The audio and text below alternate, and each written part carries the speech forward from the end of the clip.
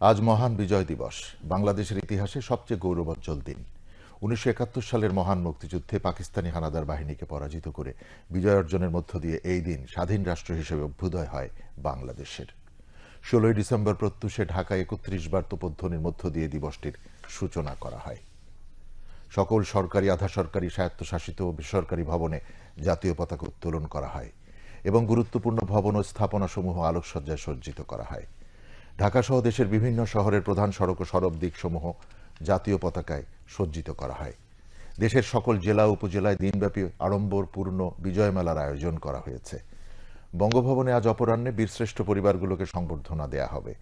এছাড়া মহানগর, জেলা ও উপজেলায় বীর মুক্তিযোদ্ধা এবং শহীদ পরিবারের সদস্যদের সংবর্ধনা অনুষ্ঠিত হবে। বাংলাদেশ ডাক বিভাগ এ উপলক্ষে স্মারক ডাকটিকিট প্রকাশ করবে।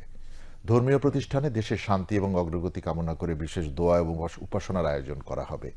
এতিমখানা, বৃদ্ধাশ্রম, হাসপাতাল, জেলখানা, সরকারি শিশু সদন সহ অনুরূপ প্রতিষ্ঠানগুলোয় উন্নত মানের খাবার পরিবেশন করা হবে।